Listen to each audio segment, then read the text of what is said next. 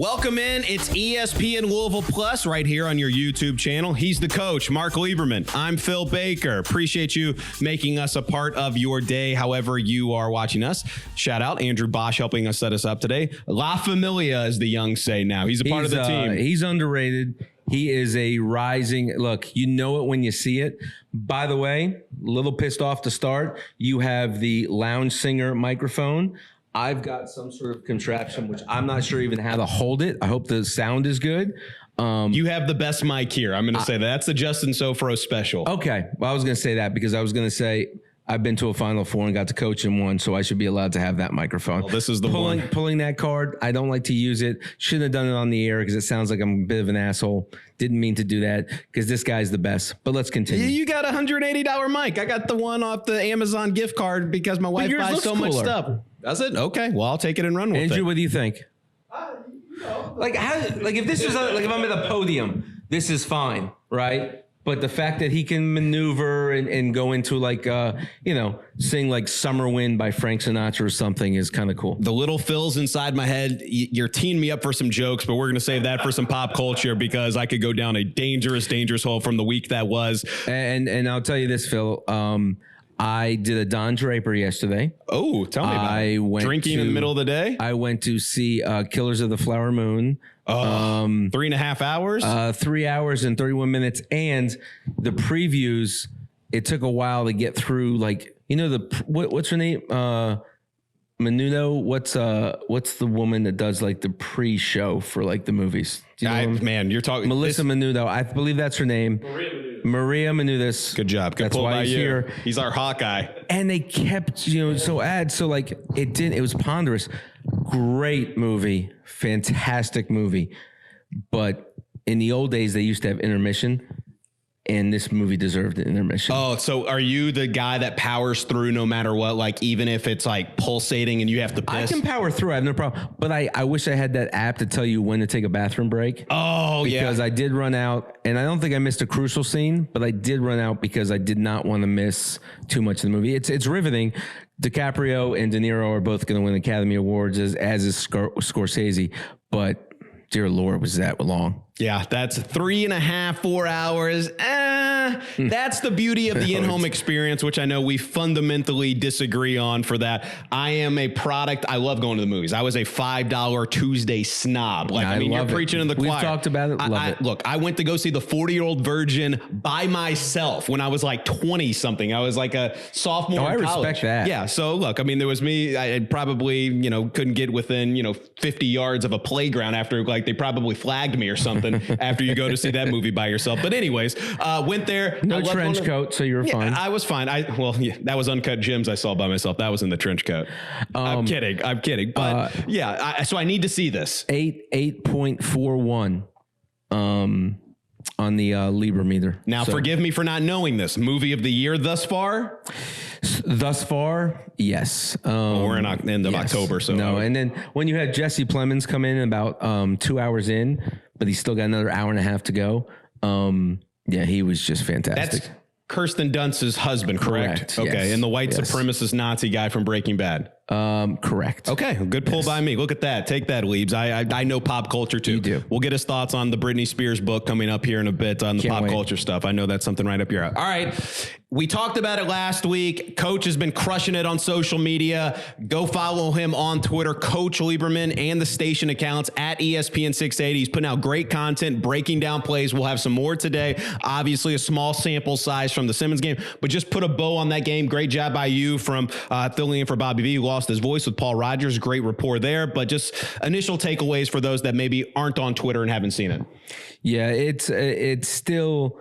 It's a work in progress, and there are some things that were people talk about the runs, the 24-2 runs that, and again, I could show a guy getting a passing lane and there's not really much to go on that. Coach Payne and we talked in the post-game press conference. I asked him some questions and he was in the same lane as me. I want to show the correctable things. Yeah, there's going to be some positives, but I want to show things that we have to get better at. So when I'm showing the film, for me, I'm certainly not ripping Louisville or whatnot. I want to show things that I think they can improve on, even if it's positioning, where they need to be offensively and defensively. That's going to help them make them better. So for me, and as you said, to put a bow on it, you're not going to get too much out of a scrimmage like that. I think their test on Monday against Kentucky Wesleyan, that's going to be more of a challenge. So initially when we filled in, you and I have done radio together a lot, filling in for everybody and filling in, whether it be with Ennis, whether it be for Bob, whether it be with Strebel. When I initially saw the first 10 minutes of that game, when they were averaging a turnover a minute, I said, dear God, what is happening? Like there's got to be somewhere for growth. I don't know what they're doing with that. Then they won by 41 points. And I understand you look at it through a different lens than I do in taking away, key wins and victories and possession by possession. But I will say Kelly Dickey, when everybody puts up the bat signal, I put up the stat signal for this guy. This dude knows everything in terms of that. The 7th largest margin of victory in an exhibition game since like the 80s. So Simmons College, I want to be hyper, no disrespect to them, but there was a big talent gap. Huge talent gap. And that's, so I'm of two beliefs on that. That can be something that it's like, okay, they won by 41 points, but look at the talent gap that was there. That should be expected. So, to just a few comments on that, Phil, if I may. Yes, please. Guys like some of the open shots, Simmons really collapsed on every dribble drive. So anytime a guy was driving and get in the lane, guys were over helping and almost just clogging. You'd almost see 3, 4, 5 guys in the lane. That's what opened up shots. I like Curtis Williams' shot. I think he's going to be effective. Bright spot. He won't get so many open looks like he got in this game.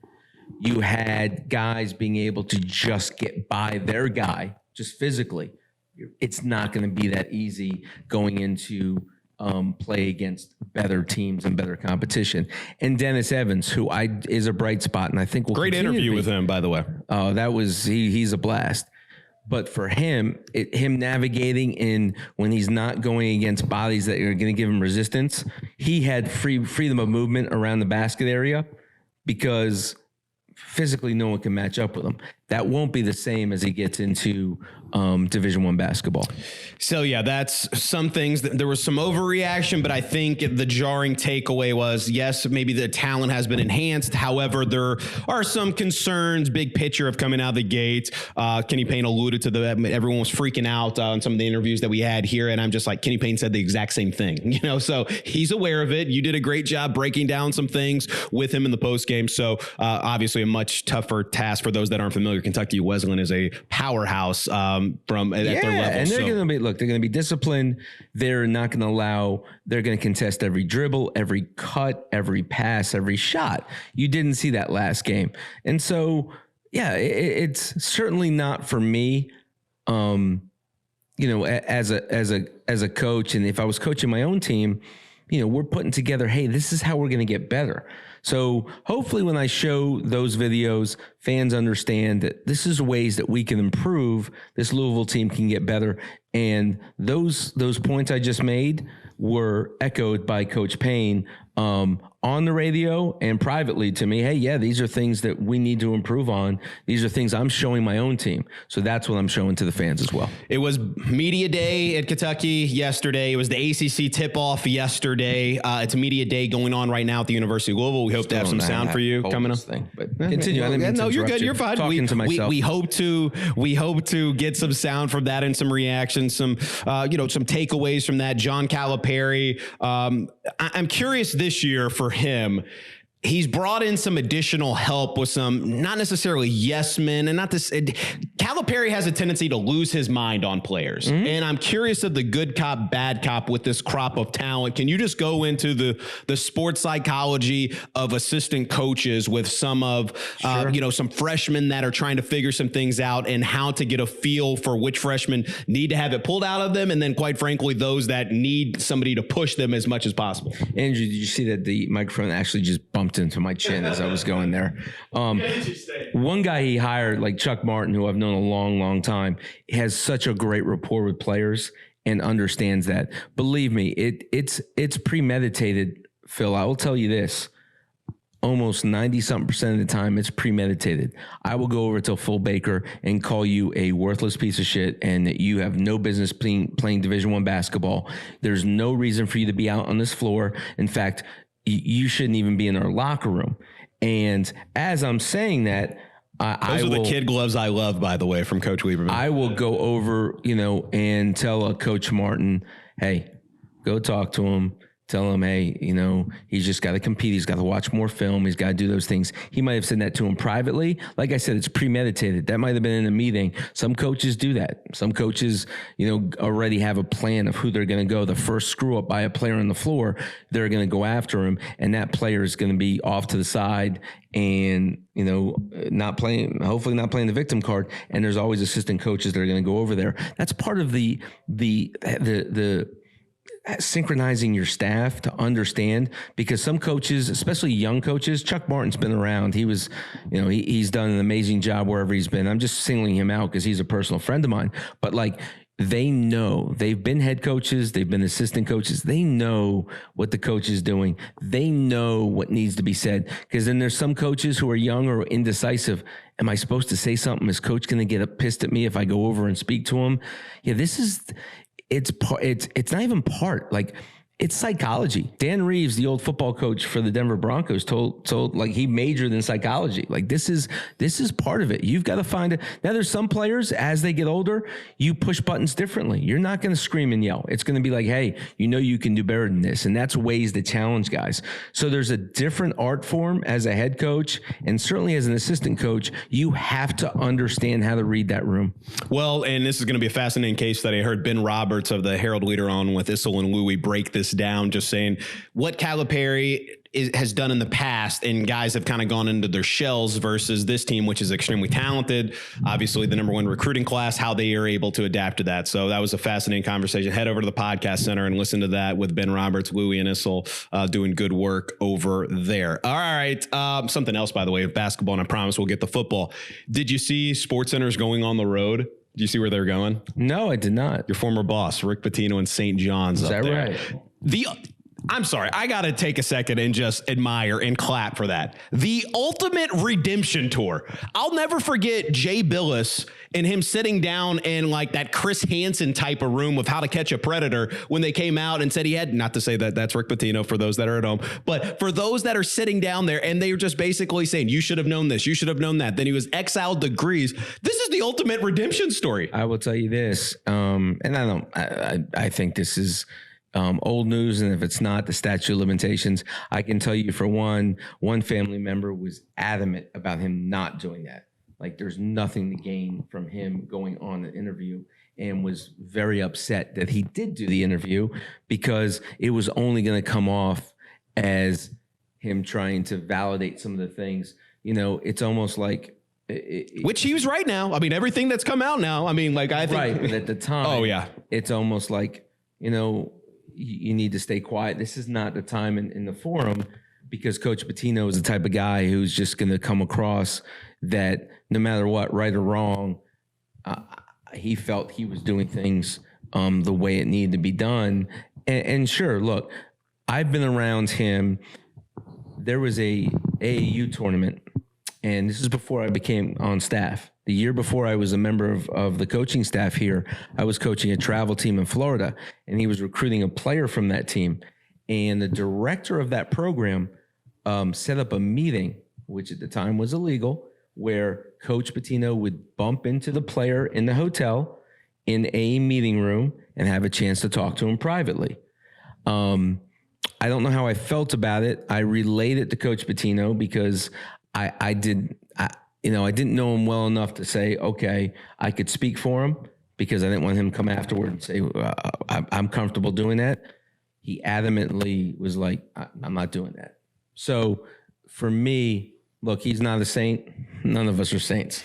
But you talk about someone who tried to follow the NCAA to the letter of the law and understood that. I can speak to it because I was in those meetings. I was in every room for 2 years. I understood what he was about from the standpoint of, we've got the playbook on you, and the NCAA wants to get you and all that bullshit. So, well, and then you watch Billions and you see how, and I know it's different. Wow, what a segue. Well, Billions, the Southern District of New York, but you just see how there can be personal vendettas in there. That's they're after Mike Prince, which again, that show has jumped the shark because like, why are you after, like, what is he showing you that he's this evil character? Andrew, do you watch that show? Well, okay. So, well, but it correlates to Rick Pitino is what I'm saying. It's just there can be personal agendas to bring people down that you just don't like. And Chuck Rhodes has a personal agenda, as does but even people in his minions are like, what are you doing? This guy is like this. They're trying to make this Mike Prince into a monster. I'd vote for him. I'm so happy you said that. That's kind of the common theme that I've seen on Twitter as well. So watch Billions. It's kind of gone downhill, but it's the final season. You owe it to yourself to finish it. And we got Axe back a little bit more. So that's good. All right. Switching up to football, obviously a bye week for both local teams here. The Louisville Duke game is going to be 3:30 ESPN. Pregame starts over on 93.9. I believe we're starting at noon with Blanket Baker and Taylor Lynch, but be sure to listen to Jeff Lightsey and the 35KY guys starting at 10 o'clock over on 93.9 The Ville, 93.9theville.com, the ESPN Louisville app. Louisville, a 4.5-point favorite coming off a bye week. We had the coaches show with Jeff Brom. What were some of the takeaways, or not necessarily from the show, but what you wanted to see coming after a loss in a bye week heading into this Duke game, which is going to be challenging? Duke is physical. You look at their front seven. I mean, those guys, their defensive line, I think Louisville won't have as easy a time running the ball. So it might be a situation where Plummer's going to have to be and where's his confidence right now, Phil? Like after a game like that, interception return for a touchdown, another drive where he turns the ball over, fumbles, inside their territory. Whether it was his decision, even on the 4th and 1 and the shotgun and whatnot. So where's his headspace? Because you're going to go against a front that's going to be in your face. His clock is going to have to be that much quicker. His processing is going to have to be that much quicker. It's going to be quicker outs, bubble screens, those type of things, because Duke can defend. Now, if they're playing without Riley Leonard, it's a completely different story. I think Louisville's defense, it was almost like they played so well, and against Pitt, it was like, the run pass option and the quarterback was getting outside and they were completing passes that you usually don't see. It was a little surprising. I think at home they'll bounce back for sure. Yeah, I'm fascinated, and this is where I love in 2023. I'm not an anime guy. You strike me as somebody who could swim in those waters because you like the cartoons. Anime? Like Dragon Ball Z? You're way off. Okay, so I wanted to make sure. We watch some cartoons with like the Star Wars stuff with the Clone Wars. I know much different, but look, there's some nooks and crannies inside Lieb's brain I don't even know that exists. So, well, if we can on like some sort of, and we have masters in this type of stuff, I will put, maybe Justin or Andrew could post a list of things that I do enjoy from a animated aspect and ones I don't. Anime and that type of stuff, no. Give me some nucks on that, because I'm right there with you. Yes. But Jawar Jordan put something out there, and this is where we are in 2023. This is where I'm getting at. People were deciphering that as that mean he was healed, and it was from a Dragon Ball Z episode. God bless you people out there. Those are the Twitter journalists that I need, because those are blind spot. Funny story. When I was a kid in middle school, all my friends wanted to watch Dragon Ball Z and Pokemon. Okay, and you know what I said? I said, no, I'm watching Batman the Animated Series. I'm watching some good stuff with there. Mark Hamill as the Joker. Kevin, R.I.P. to our boy Kevin. Yeah, and Kevin Conroy. Kevin Conroy. I was making sure I got that right. Yes, he just recently passed away. But that's what I wanted to watch, not that smut. But maybe Nicky V loves that, and so okay. But does thank he really? you. Of course, Nick loves it. I mean, he's wrestling and Dragon Ball Z. That was his childhood. But he does love Batman the Animated Series. All right. So where were we? So Jawar Jordan. That's where I was going in a long roundabout way. Thanks for reeling me in, Coach. Yes. But Jawar Jordan, what's his health status coming off a hamstring, which we had some of our friends on from U of L Health, and they broke down just like it's a tender muscle that you're trying to heal, and you're kind of timid. So the sports psychology, as you alluded to, getting back to full health on that, I'm fascinated to see what he can do in the running game against a stout Duke defense. Yeah, I'm 100% with you on that one, because they're going to have to get first downs. They're going to have to be in, getting those chains moved to 2nd and 5, 2nd and 4, and those type of situations. Because if not, then you're putting Plummer in a precarious situation where he has to play 2nd and 9 and move those sticks. I just don't think he's as comfortable doing that. They have to control the offense, and I just think Duke's going to come out with a disposition. It's a lot of points to me. I like those points. I would love to see Louisville pull it out, but I think 4.5. It's a lot of points to give a very good Duke team. Well, now Ronnie Leonard's not playing. Yeah, that changes the whole discussion. And Andrea Adelson said as much on the V Show. Shameless plug. Go listen to that over on the ESPN Podcast Center. Duke also was right there with Florida State 3/4 of the game. And if you watch that, they're the cream of the crop in the ACC. So I know a lot of people are kind of grabbing decisions in college football. Like they were on the goal line and what was it? 20, give me the score. For the Florida State Duke game? There was 4th and 3. They had their backup quarterback in, and I want to say it was 24-20. Okay. And they don't go for the field goal. They go for it. Oh, in the third quarter. Late third, early fourth. Yeah. They're down 4, and they pass on the field goal, and they go for it. And then Florida State from the 5-yard line drives down the field. And to me, like, cut it to where all of a sudden that tightens up. There's a lot of things that happen. Florida State tightens up. They're only up 1. You don't want to make a mistake and the field goal. I didn't get that move. Well, and talking about coaching blunders in the ACC, I don't know if you saw the end of that Clemson-Miami game in regulation. Clemson left 90 seconds for Miami. No sense of urgency at all for Mario Cristobal and company. I thought there was going to be a January 6th insurrection on the field at Hard Rock Stadium with people trying to get Mario Cristobal. They won in overtime, fear not. But yes, coaching blunders. That game, that was also something completely missed. I think coaches almost are. It's surprising to me. Every 4th down now and under 5, I don't care where you are, coaches are going for it. To me, what happened to the punt and like just trying to play some defense and force it? Like that's gone. It's gone by the wayside. You don't see teams doing that. Hashtag analytics right there. Going down I-64 right now. You have Kentucky and Tennessee. I know. I don't know what you're angry about. Tennessee is favored by 3.5 right there. Should have won that game against Bama. I say that tongue firmly in cheek. I say that. Yeah. I say that with Emperor Saban. How about him smiling and excited with the cigar after the game saying, I love what we're doing. Like, he's embracing everything from being on the McAfee show every week to just being, and we know, look, I could tell you this, Rick Pitino would come across funny and jovial in some of the media sessions. Wasn't like that behind the scenes. I'm sure guys are getting ripped, coaches, players, everything inside that, but he's coming across where he's understanding. He's almost putting himself in a position where he becomes likable. He comes across as human. He used to be robotic. Yeah, there's something inside him now. But we also know there's an end game for Coach Saban, and this means recruiting and beating Georgia in recruiting. Right, and obviously that's been an interesting dynamic with Kirby Smart doing work down there and possibly going for a three-peat. But Tennessee, a 3.5-point favorite, thanks to our great friends over at... And we are trying to get a sense of where Kentucky is as a program. But come Tennessee, on, gambling companies, you can't beat this content. But you're coming across after a Tennessee was up big on Bama, fell apart, obviously. I think Heupel, at the beginning of the year, I felt like Tennessee felt like maybe they were all the way back, but it was kind of like a dose of reality. It's like, no, Nick Saban's still in charge. Mm-hmm. But they've done good things down in Tennessee. Who do you like in that game, especially with Kentucky coming off a bye week, but losing to Missouri prior to that? Yeah, I'm still with Tennessee. I think they're just very creative against their offenses. Still can do so many different things.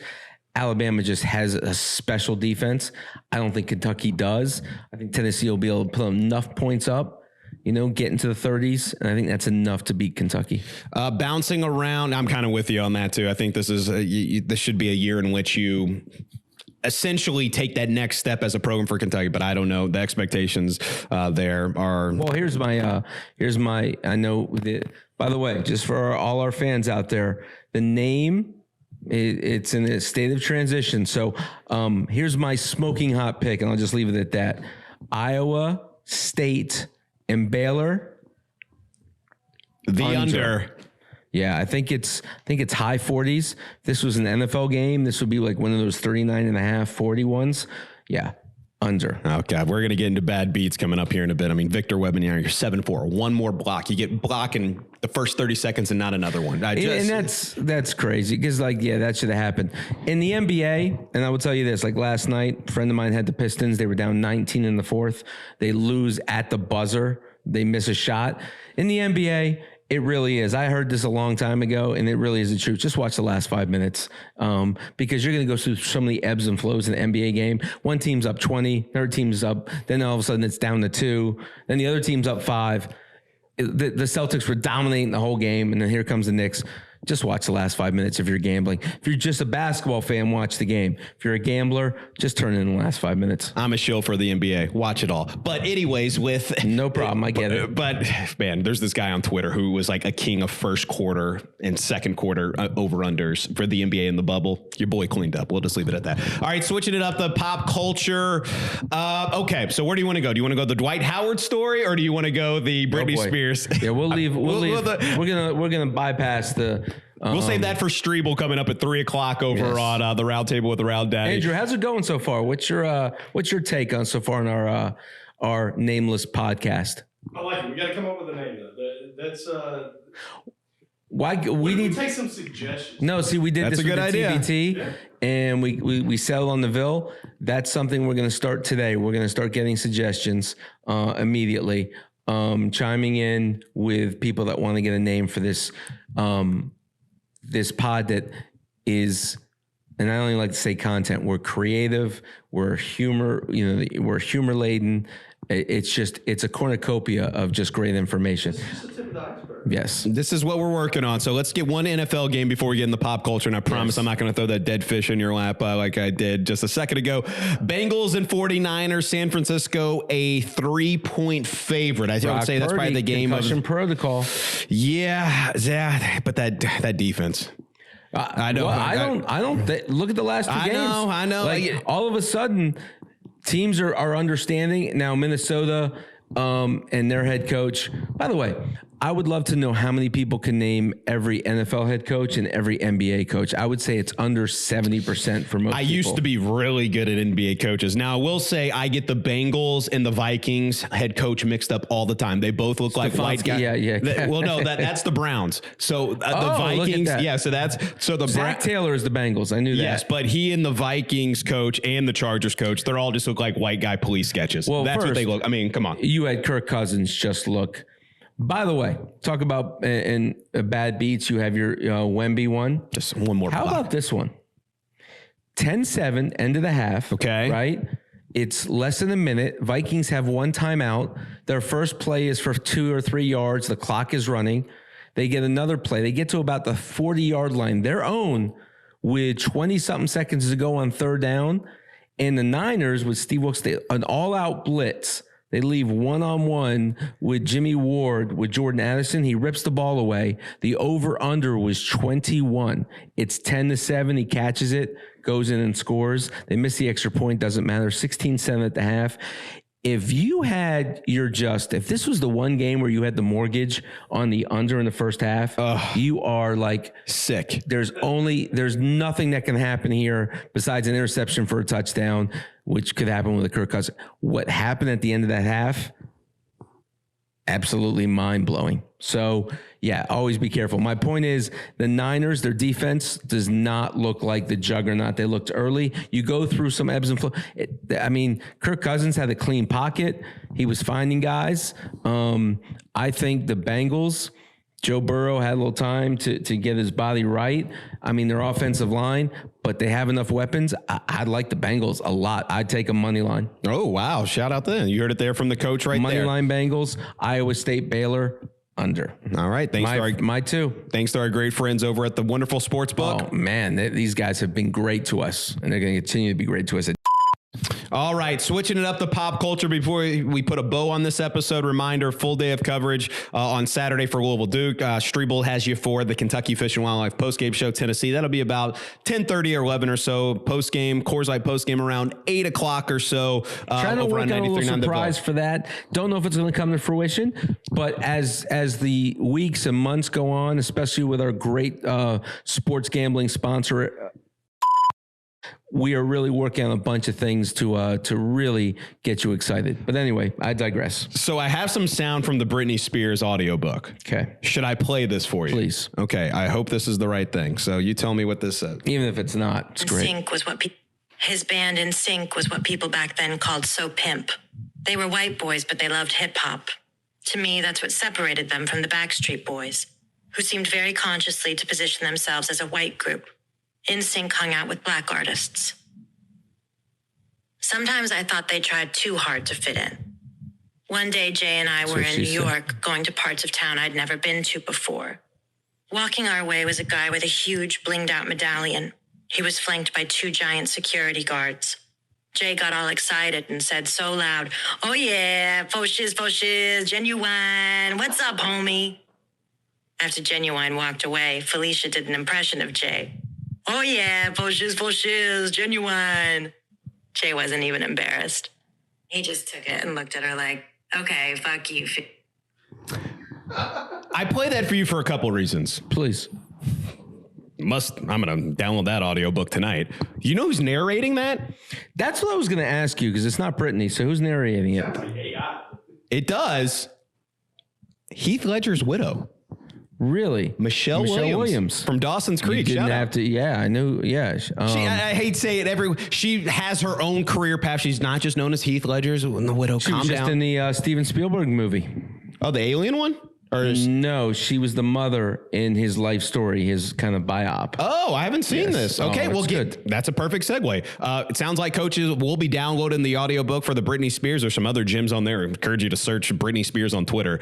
So if somebody who was a big fan of Sometimes music outfit. Listen, she was great. My right shoulder's bothering me from holding this mic. Continue. Okay, but other tidbits on the Liebs radar, pop culture wise that you're watching. Shows. You gave us a great tip on a movie. What else is out there in Liebs world? Man, this is between the writer's strike and, like I said, I pulled my Don Draper yesterday and went to the movies.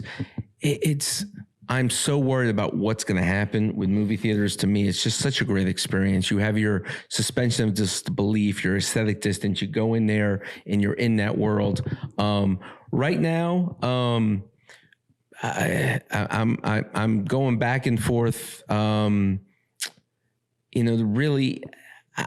sorry, Phil. I don't have anything that I'm just going to say, okay, this thing is. I would say revisit Find the Bureau. On AMC Plus. Find the Bureau. Find it, watch it.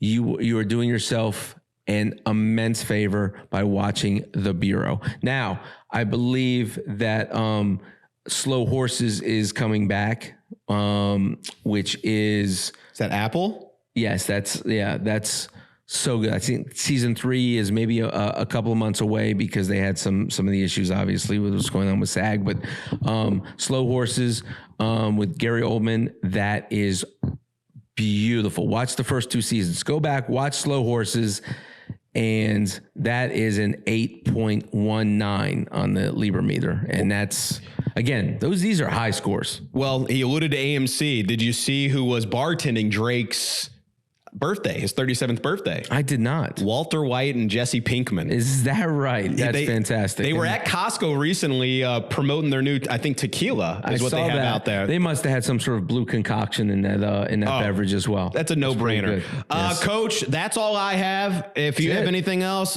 subscribe to us, subscribe on YouTube Plus. Give him a follow on there. He's Coach Lieberman. Coach Lieberman, not Coach Mark Lieberman, right? No, just Coach Lieberman. Justin will have it up there. You guys have been great because my Twitter following is going up exponentially. Give him a follow. He'll be putting out some clips. Right. He'll be having some clips that are coming out, breaking down some other games around the college basketball landscape. He's doing everything. My man's out here grinding. So we're going to get him some more stuff in regards to endorsements, whether that be a sports book or if you want him to wear sunglasses, we can do that as well.